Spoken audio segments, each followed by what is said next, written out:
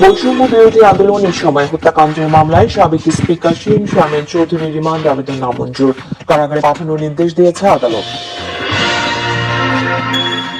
জ্বালানি তেলে পর্যাপ্ত মজুদ আছে, অবৈধ মজুদদারদের বিরুদ্ধে অভিযান অব্যাহত থাকবে, জানিয়েছেন জ্বালানি মন্ত্রী ইকবাল হাসান মাহমুদ।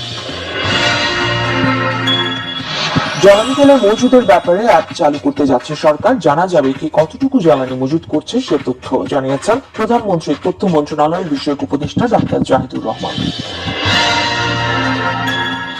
রাজশাহী ও ময়মনসিংহে হামে আক্রান্ত হয়ে চিকিৎসাধীন 4 শিশুর মৃত্যু, বিভিন্ন হাসপাতালে বাড়ছে রোগীর সংখ্যা।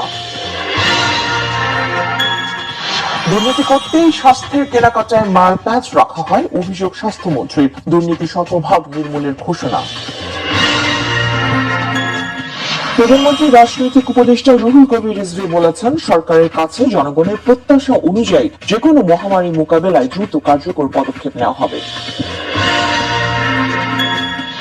গণভোটের রায় বাস্তবায়নের বিষয়ে সংসদে কোনো সিদ্ধান্ত না আসায় 11 দলীয় জোট ধারাবাহিক আন্দোলনের প্রস্তুতি সিদ্ধান্ত নিয়েছে, জানিয়েছেন নেতারা।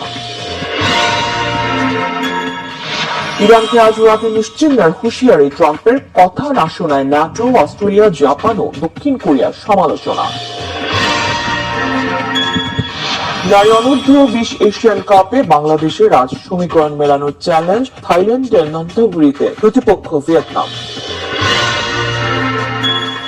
প্রথমবারের মতো ইউরোপের মাটিতে আন্তর্জাতিক ম্যাচ খেলতে যাচ্ছে বাংলাদেশ। 5 জুন সান ম্যারিনোর বিপক্ষে এই প্রীতি ম্যাচ খেলবে হামজা চৌধুরী, সুমিত সুমরা।